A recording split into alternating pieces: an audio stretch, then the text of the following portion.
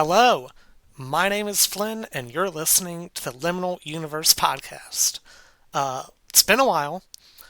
Uh, Last episode, myself and some guests talked about Penhurst Asylum and our time there for an overnight paranormal investigation. On this episode, I'm going to be doing another look into dead malls, specifically on Marley Station Mall in Maryland. We'll get more into the history of the mall soon, but once again, because it's been a while since I did a Dead Malls episode, or any episode, I'll cover the various definitions for what a dead mall is. So, what are dead malls? According to the Dead Mall subreddit, from 1960s to 2000s, stores, motels, etc., that are either abandoned, still in operation, on their last leg, etc., without renovation. According to deadmalls.com, it's a mall with a high vacancy rate, low consumer traffic level, or is dated or deteriorating in some manner. For purposes of inclusion on this site, deadmalls.com defines a dead mall as one having an occupancy rate in slow or steady decline of 70% or less. And then lastly, according to Wikipedia, a dead mall, also known as a ghost mall, zombie mall, or abandoned mall, is a shopping mall with a high vacancy rate or a low consumer traffic level, or that is deteriorating in some manner.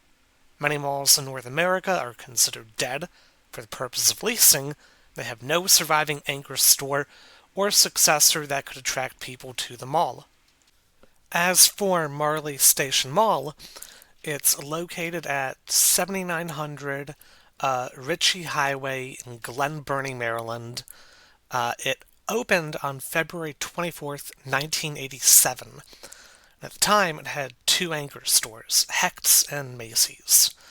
Taubman then expanded the mall in 1994 with a third anchor, which was JCPenney, which was the most requested store among the mall patrons at the time. Sears was then added in 1996.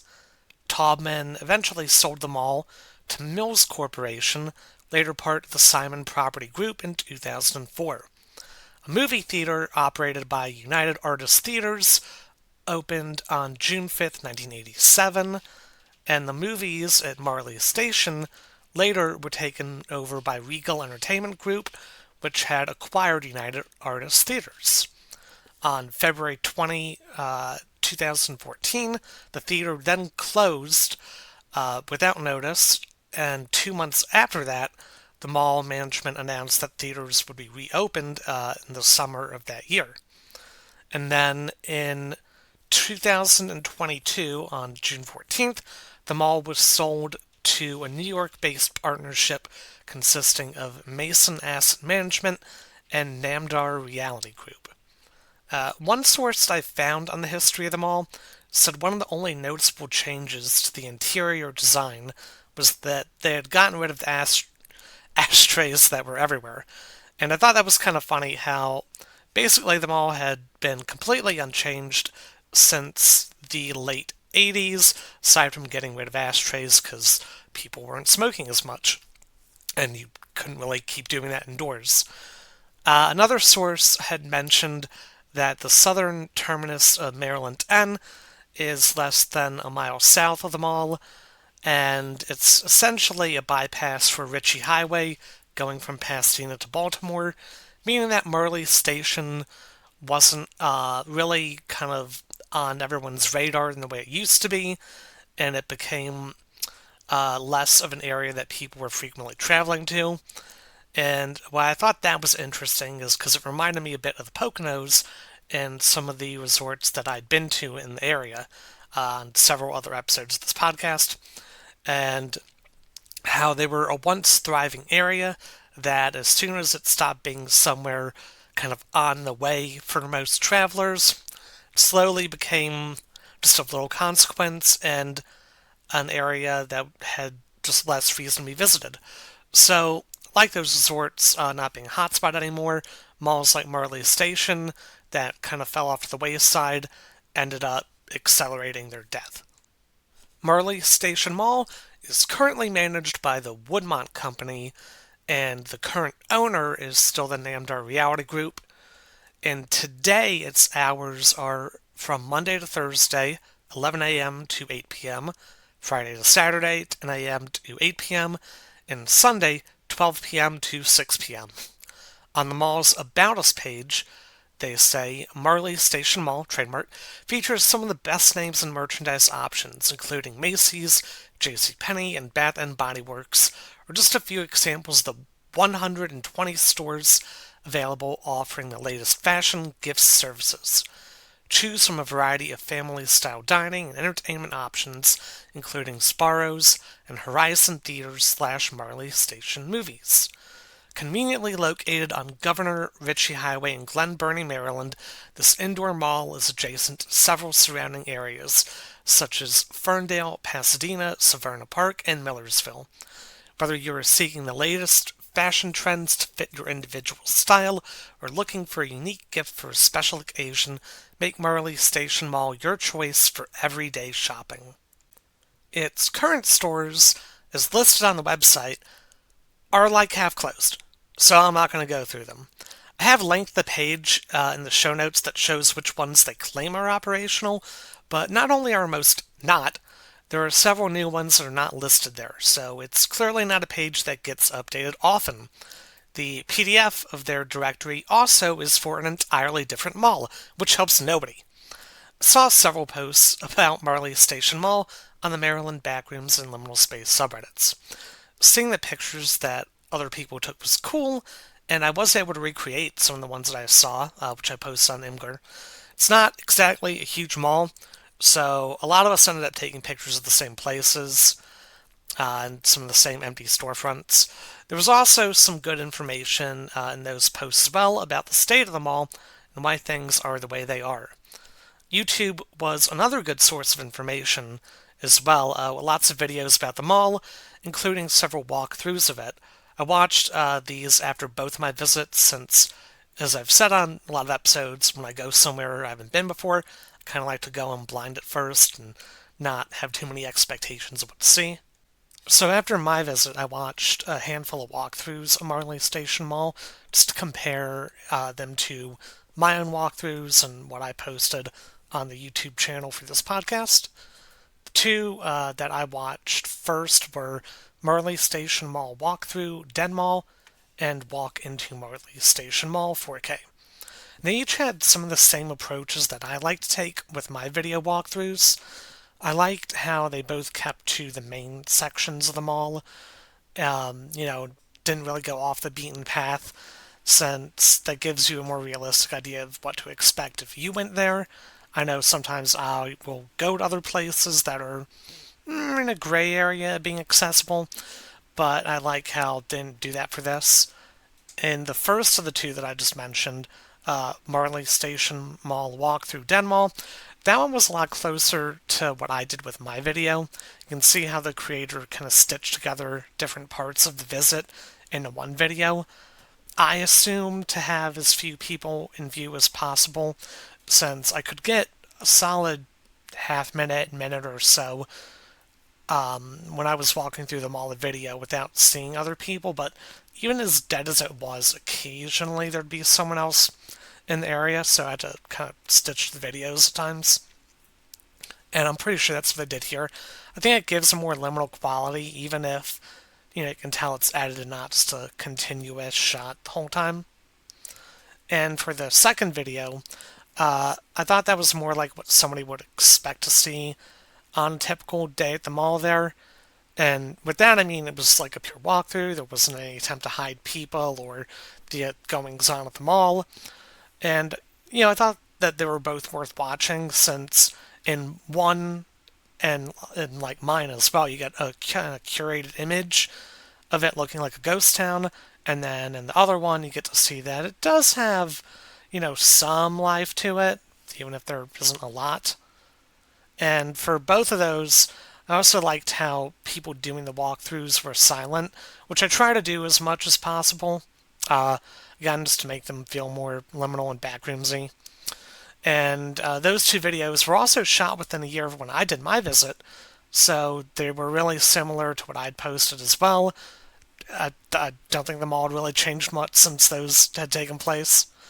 And yeah, it would have been interesting though to see those videos at night as well, like when one of mine was, just to get kind of a different vibe of the place.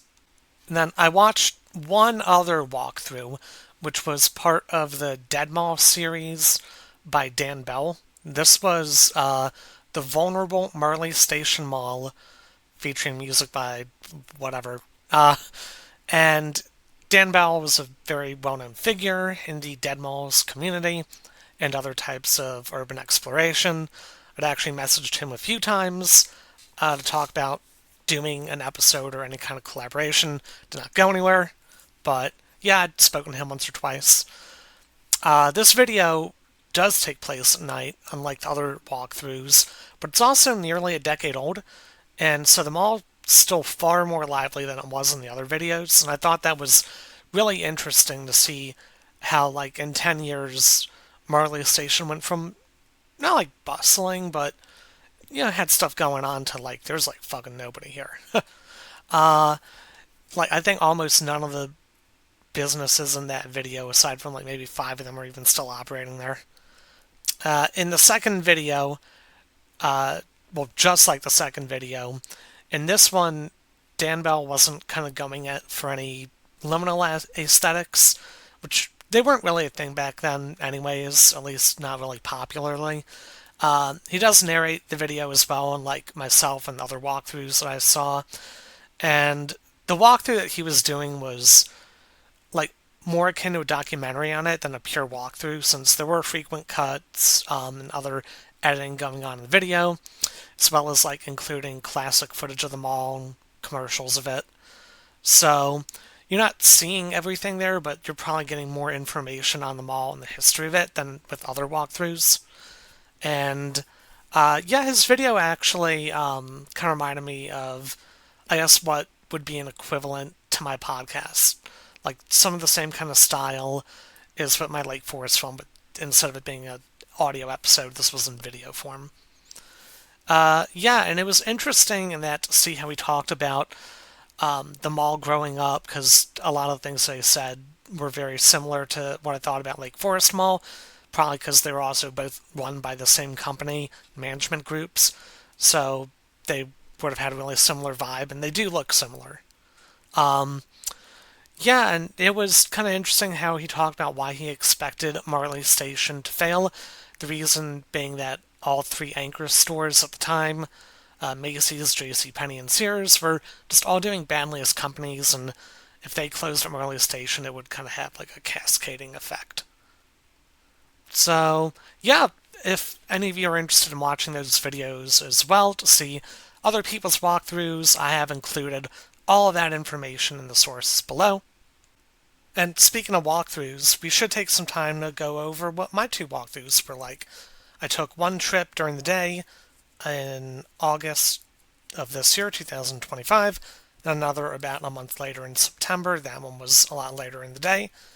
And the first thing I noticed when I went to Marley Station Mall and had gotten inside of it is that it reminded me a lot of Lake Forest Mall, at which then I found out they were run by the same company or owner, and so that kind of made sense why like they look very similar, but like everything from the ceilings, like the skylights in them, to like the conversation pits, like every end of the mall by the anchors and etc., all had that same type of vibe. I think it was like Woodmont that would have done that.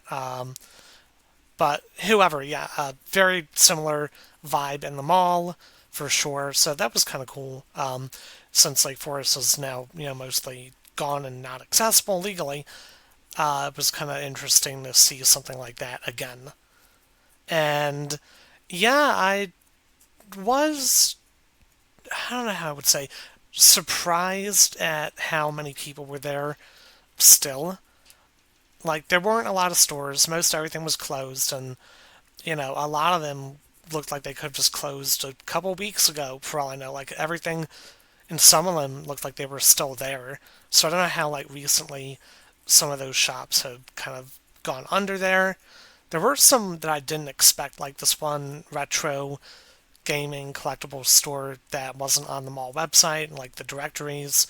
Apparently, they just moved in like a couple months before that, and like that place was fairly lively. So that was really interesting, seeing that there were still people trying to make it work there and take advantage of, I guess, cheaper leasing as well.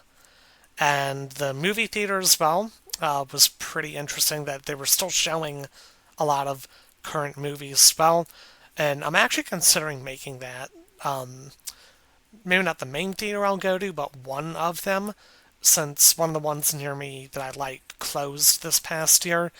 And the staff there said that a lot of showings, you just basically go there and have the theater to yourself. And I kind of like that.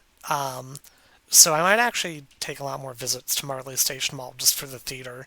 You know, it's kind of weird. Like, yes, I like having the theaters to myself. It's nice, but I also recognize it's bad for business. So all those theaters I like going to probably won't always last for a while because of that. Kind of a catch-22. The department stores were pretty interesting, especially the J.C. Penney that I went to, because I was able to go up to the third floor and check out some of like the things behind the scenes there. I think in the second video that I posted online, the one where I went into that one kind of like cordoned off area, and there were all like the mannequins there, and they were playing like that soft music. That was pretty cool. And something you don't see in the video is when I was just walking around there and, thinking I was by myself, someone came out of one of the like kind of side rooms. I think there was like a restroom there, and they didn't say anything, but they were like walking towards me, and I was like, I'm gonna get the hell out of there right now, just in case. I would have stayed there longer actually if I could have, but just was like, got some good video, some pictures of it. Don't want to take a chance. So if I could go back again, I'd like to have spent more time in that area, because there was some pretty good, backroom style stuff that I took there. I also, I think on the second visit, had gone to the mall security. I asked one of the employees, I think it was at that like retro gaming store, if, there was any chance that, the mall staff and management would be open to people being able to like get access to some of the other closed storefronts, especially like the Sears. And I tried going up to their office. I actually had to go up a group of stairs that you can see in some of the pictures, like off to the side from like a separate hallway just to get up there. And I knocked a few times on the door, didn't hear anything, and kind of gave up after a bit with that. But I tried, and still got to like get a couple cool pictures of other parts of the mall besides the main areas. But yeah, that would have been nice if I could have done that. So maybe I'll try contacting them again. There wasn't too much to say about any other the like five stores there. Nothing really had stood out. Again, it was fairly dead. So yeah, I'll go, but if I go, it's only going to be probably to use like their theater, or maybe try and reach out to management again, see if I can get in any other places. But now that I've been there twice, got videos, photos of it, there's not really much else to see. I did think it was kind of interesting, though, that there were some, I don't know, some kind of a community there that was forming. On one of the storefronts, they did have several posters of events happening there that some community group or groups have been getting together. I think there was one this October, actually. And yeah, so it seems like the small community that's organizing it is actually trying, more so than the mall itself, for sure. I think that they're fine just letting these people try and do events there, but when I saw on the mall's website, the only upcoming events they had listed was from November to December, where they'd have Christmas display and have Santa that you could visit. But that's all the mall was doing on their own. So they were kind of leaving up to the community. to just do stuff there or not. But at least they're letting them, so that's something. Yeah, because from what I can gather, basically the plan seems to be that they're just kind of gonna keep limping along until something, maybe? It Unlike Lake Forest, which had a bunch of community meetings and planning after it officially closed for what to do with the property, Marley Station Mall is still, you know, active. There's still business there, but it just doesn't really seem like there's any plan to expand or do anything or breathe more life back into it besides like this small, groups of people that want to do events there. So I don't know. I feel like the way that the mall is going to go is it's going to end with a whimper one day, and yeah, just slowly fade away. I don't know how much more debt it realistically can get before that, but yeah, it seems like the future of the mall is pretty much just whatever, you know. So that's all that I can really say about that at the moment, at least that I saw. And yeah, that's basically everything that I kind of had to say about Marley Station Mall. Unlike Lake Forest, I didn't go with other people, so that's why it's just me on this episode, and there wasn't too much to see, kind of even both visits. But yes, it's time for everyone's favorite segment of my podcast, homework. Yeah! And this week, your homework is to go visit a mall, especially a dead or dying one if you can. And I would love to hear, your stories of any dead malls that you've been to and any pictures or videos that you've taken. I'd love to see that as well. And yeah, I'll be definitely going to more dead malls in the future. Actually, my next episode, by the way, is going to be another one on tunnels because a friend of mine offered to show me around some. So, in a couple of days, I'm going to be visiting some with this friend who will be a guest on this podcast.